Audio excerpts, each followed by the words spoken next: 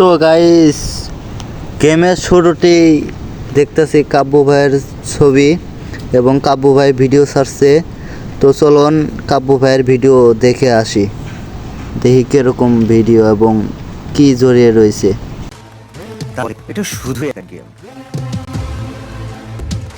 কিন্তু আমার কাছে কি আসলে জানেন, আমার জন্য এটা সেই জায়গা যেখানে ভয়কে আসলে আমি জয় করি। তখন আমি আর একটা সাধারণ ছেলে থাকি না, আমি হয়ে যাই যোদ্ধা। আসসালামু আলাইকুম এভরিওয়ান, আমি শহীদ ইসলাম কাব্য, বা আপনারা অনেকে আমাকে ইটস কাব্য নামে চিনেন।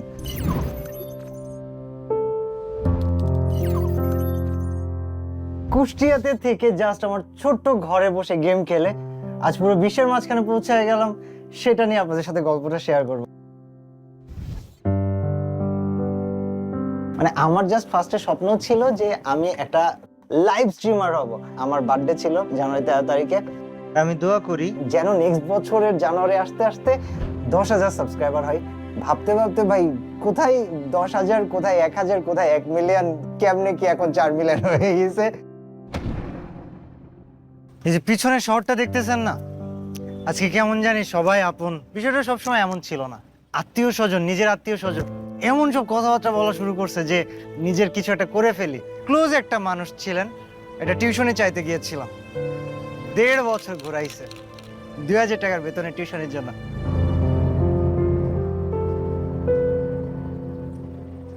মোবাইল কিনে সে মোবাইলে দেখি মাঝে মাঝে গেম খেলে। ইন্টারের রেজাল্টটা তার জিপিএ প্লাস হয় না। তার ডাক্তারি পড়ানোর আমাদের একটা স্বপ্ন ছিল, কিন্তু ও খুবই অনুরোধ করলো ওর আব্বুকে, বললো যে আব্বু আমার একবার সুযোগ দাও, একটু চেষ্টা করে দেখি, আমি যদি কিছু করতে পারি আমি লেখাপড়ার পাশাপাশি, তাহলে কি সমস্যা হবে? তা ওর আব্বু বললেন না। ওই সময় বাংলাদেশ থেকে অনেক ইউটিউবার বের হয়, ইন্ডিয়া থেকে অনেক ইউটিউবার বের হয়, এবং আমি যখন আসি ফ্রি ফায়ারে তখন অলরেডি অনেক মানুষ এস্টাবলিশড হয়ে গিয়েছে। বাট এই যে কেন আমার সাথে এগুলো হচ্ছে, কিভাবে ফিক্স হবে, এইসব ভাবতে ভাবতে আমার নিজের মধ্যে একটা মোটিভেশন কাজ করে যে না, দেরি হইলেও আমি এখনো পারবো। আমাদের কাছে মনে হয় যেন একটা লাকি, আমরা একটা ফ্রেন্ডকে উঠতে দেখছি। ফ্রি ফায়ারটাই সেই প্ল্যাটফর্ম, যে প্ল্যাটফর্মটা কিন্তু শুধুমাত্র কাব্য না, এরকম কিন্তু হাজার ইউটিউবারকে ফোকাস করতেছে। আর হাতে গোনা 2-1 ছিল যারা অরিজিনালি আমাকে বিশ্বাস করেছিল, আমাকে সাহস দিয়েছিল, এবং আমি তাদের কাছে চিরকৃতজ্ঞ।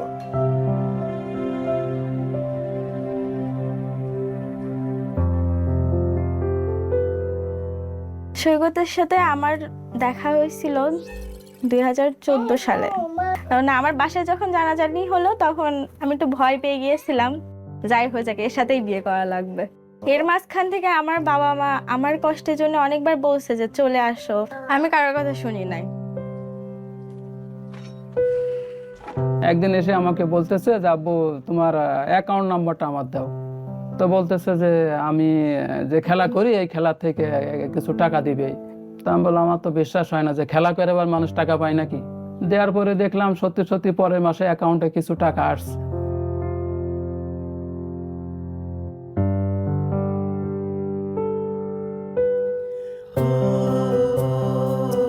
আমাকে চেনা না এখন, কিন্তু এখন দেখাচ্ছে আমি কাব্যর বাবা বললে আমাকে সবাই চেনে।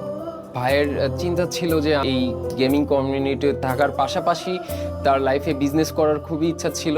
এই কাব্য মোবাইল শপ সে আমাকে তৈরি করে দিয়েছে। আর আমার কোনো বড় ভাই নাই, আমি পার্সোনালি তারে বড় ভাই হিসাবেই দেখি।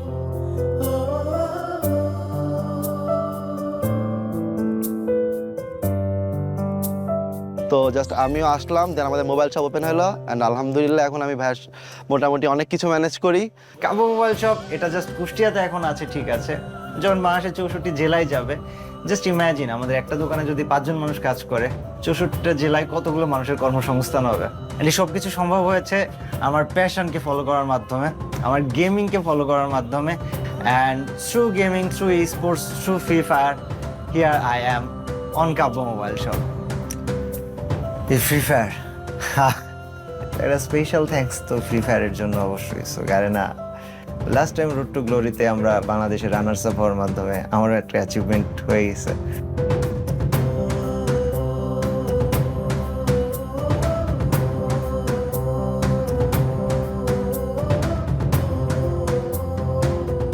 আব্বা আম্মার ভালোবাসা সবসময় আব্বা আম্মার ভালোবাসার মতো, এটার সাথে বউয়ের ভালোবাসার তুলনা হবে না। এই মানুষগুলোর মধ্যে আমার আব্বা হচ্ছে আমার একমাত্র হিরো। পুরো আমি কাব্যটার একমাত্র হকদার তুমি আর আমার আম্মা। তোমাদেরকে অনেক ভালোবাসি। গল্পটা এখন আর শুধু আমার নিজের নয়, গল্পটা হয়ে উঠেছে প্রতিটা স্বপ্নবাজ তরুণদের গল্প, যারা বিশ্বাসী এবং সাহসী। আমি শুরু করেছিলাম ছোট্ট এই ফোনের স্ক্রিনটা দিয়ে, কিন্তু এই স্বপ্নটা এখন অনেক বড় হয়ে গিয়েছে। এই জার্নিটা অনেক কঠিন ছিল। প্রতিটা চ্যালেঞ্জ তোমাকে নতুন কিছু শেখাবে, নতুন রাস্তা দেখাবে। ছোট একটা শহর থেকে বের হয়ে তুমি পরিচিতি পেতে পারবে পুরো দুনিয়ার কাছে। এটা তো কেবল শুরু, বাকিটা দেখা যাক। তো তোমরা তো জেনেই নিলা কাব্য ভাই এত দূর আসলো কিভাবে।